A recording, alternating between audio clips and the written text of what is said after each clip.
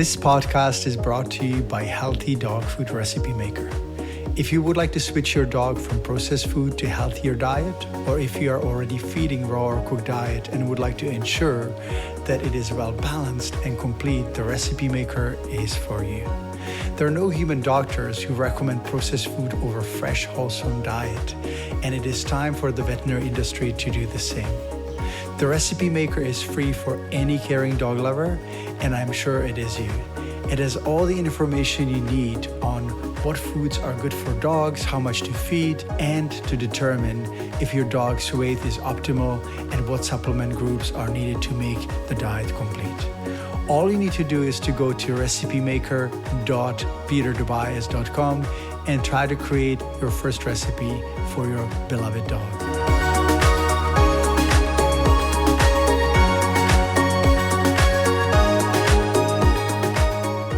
Hello, my dog lovers and other folks. This is Dr. Peter Dobias, and you're listening to Not Just About Dogs. Before I dive into part 2 of the puppy series, I want to remind you that I have also recorded part 1, which is on immunity and socialization of puppies. It is super important to keep your puppies well socialized and also immune and protected, while not to overuse vaccine and chemicals in their early stages of life. Without socialization, puppies either turn into scaredy dogs or annoying, maladjusted punks that bully other dogs and embarrass their parents. You know what I mean. I'm sure that you've seen those dogs that bully everyone, and also there are people who don't know what to do and are probably feeling bad.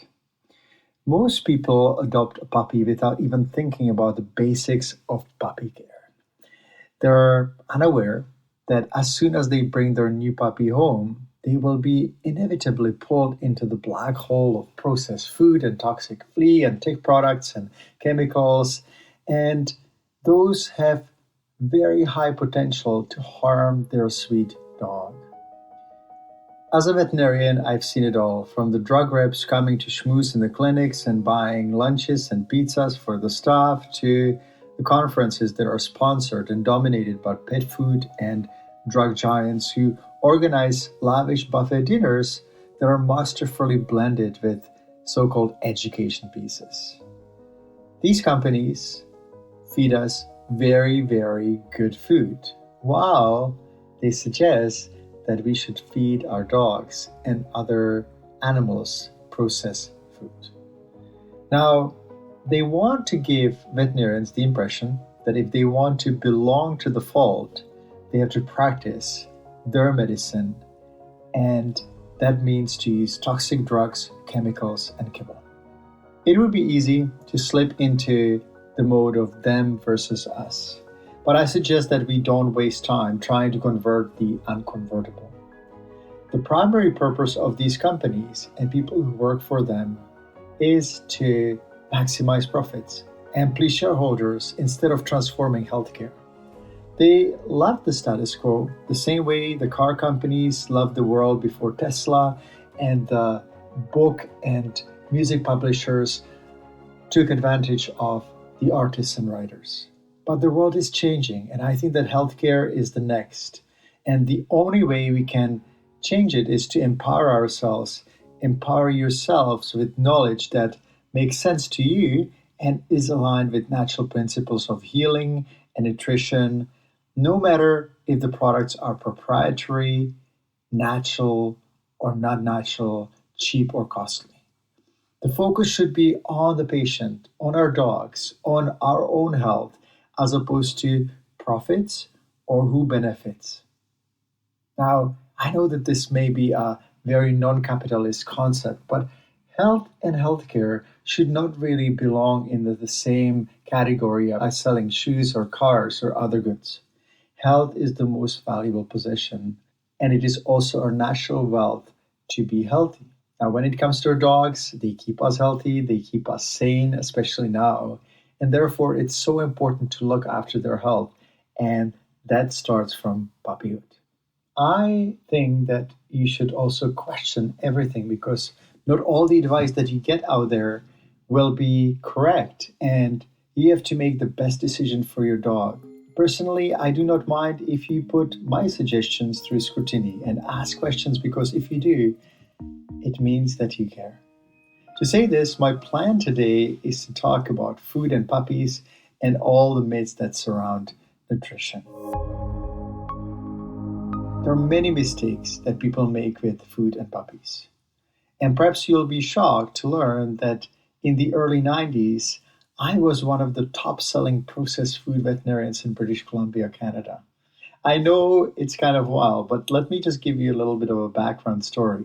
It kind of perplexes me that after I moved to Canada and obtained veterinary license, I didn't question if the heavily processed, heated, and preserved food that sat on the shelf for months, sometimes years, is good for my patients. It was easy, and I truly believed that it was the right thing to do. But as time progressed, something just didn't feel right. I started to notice the discrepancy between healthy food for people and dogs. Human doctors never recommend kibble, and veterinarians were telling their clients that real food would be harmful to their dogs and puppies. I also started to see many puppies on processed food growing up fast, lanky, and weak, with increased rate of cartilage and bone disorders such as osteitis, growing pains, hip dysplasia, abnormality of the hip joint development, elbow dysplasia, also osteochondritis, which is a cartilage growth defect that results in separation of the cartilage and causing pain in the joints. Cruciate ligament injuries as well of the knee are very common. That was one part of my observation. The other part was that as soon as dogs on processed food hit 5 years of age, they started slowing down and their bodies were plagued with problems. On top of that, most dogs on processed food were smelly, overweight, and their teeth were horrible. At one point, I realized that the veterinary profession was being misled and lied to. How could processed food full of starch, rendered fat, and cellulose, which is wood chips, be more nutritious than wholesome food? Of course it wasn't. Gradually, I started to switch more patients to natural food, whether raw, frozen, or cooked, and the transformations were just incredible. Most of the problems I used to see in kibble-fed dogs would disappear, and I would rarely see hip dysplasia and other growth issues. 25 years later, I have no doubt that natural food, whether it's cooked or raw, is much more nutritionally sound. After all, no human doctor recommends processed food over wholesome diet.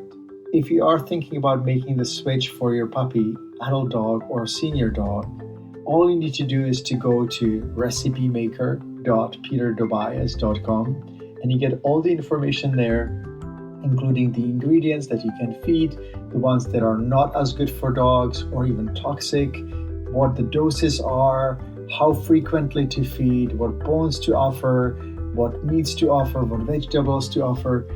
It's a full meal deal recipe maker for everyone to use for free because I think it's so important for people to learn the basics of healthy nutrition, and it was a lot of fun to make it.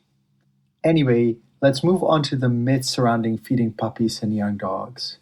I love spending my time in dog parks because I learn all sorts of different things, what people talk about, what they're struggling with, what they think of veterinarians. It's kind of fun, and being undercover gives me an opportunity to become dog lover, and people are much less guarded than if they knew that I was a veterinarian. So, what are the most common myths surrounding puppy nutrition? Well, let's start with myth one. People believe that puppies must be fed kibble until they're fully grown. I have raised 2 of my own dogs on natural non-processed food and helped thousands of clients to do the same. I'm confident that feeding natural diet supplemented with essential supplements is the best way we can offer, or the closest way we can get to natural food as nature intended. Kibble is about 10 times as more calorie dense per volume, which makes puppies eat more calories than they necessarily would if the food wasn't dehydrated. And that leads to overeating and faster growth that makes puppies tall but weak. Imagine a plant that is over fertilized. It grows tall but weak and it will keel over with a little bit of wind. But if the puppy eats just about the right amount of food that nature intended, meaning non dehydrated food that has about 90% water, then they feel satiated, but their calorie intake is not as high. Myth number 2, only kibble can provide complete nutrition. Now, let's start with the term complete nutrition or diet. What can be sufficient for one dog may not be enough for another, and no one can really say in absolute terms if a dog gets all the nutrients it needs from the same type of food that is fed every day. Now, if dogs lived in nature, they would be scavenging, they would be eating from all sorts of different sources, from bugs to plant materials to prey animals, birds and deer and rabbits. And it would be much different than if they're fed one single protein diet with a few other ingredients.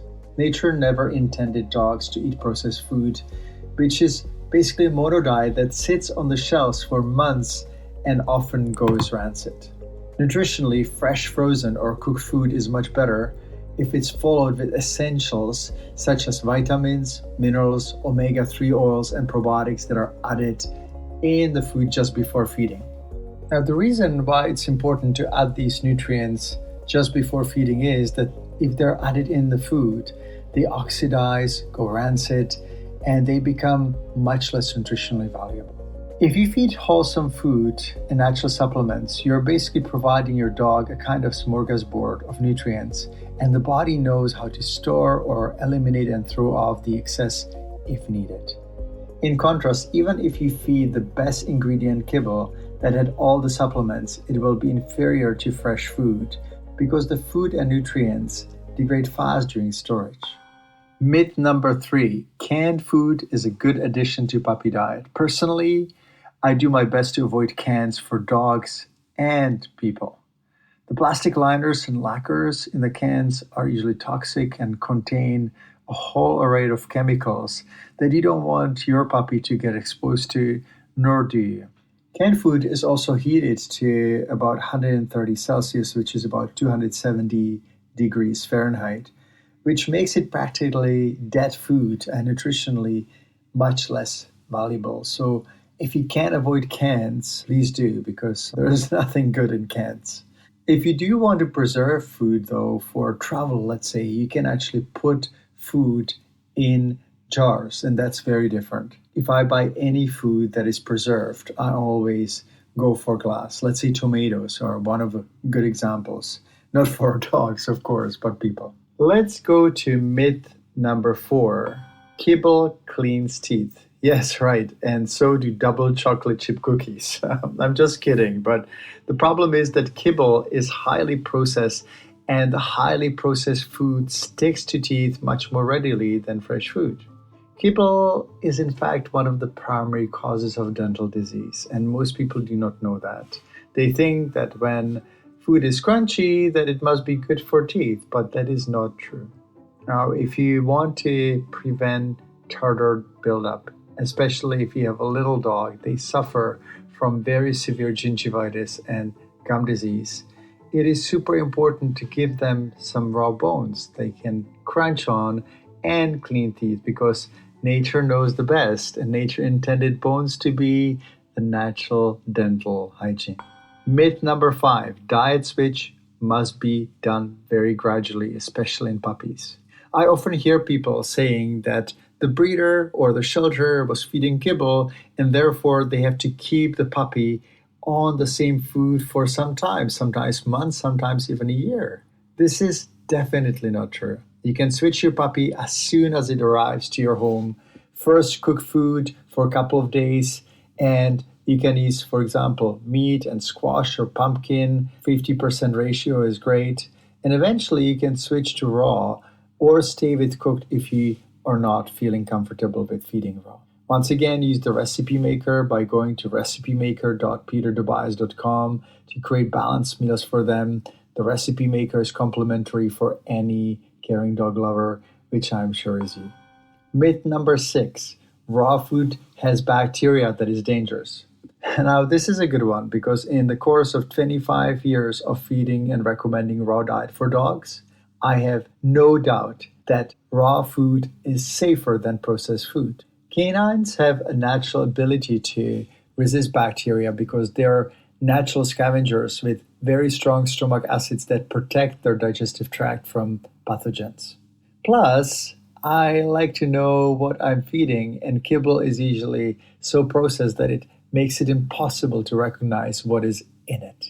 Pet food companies use fear of bacteria to market their food, but the digestive tract of wild and domestic canines is pretty much unrecognizable from each other.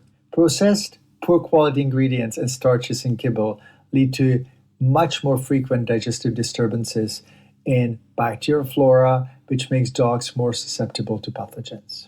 If your dog has a tendency to diarrhea, please go to my website at peterdobias.com and search for diarrhea, which will give you a detailed article on what to do if your dog has digestive troubles. Myth number 7: puppies must not eat chicken bones.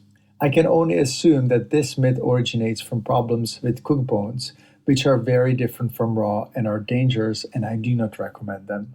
But when it comes to raw bones, nature intended bones to be ingested. I don't know any wolves or coyotes that would debone their chicken or their birds or their rabbits. They also keep dogs entertained and keep them busy, especially with puppies, and out of trouble.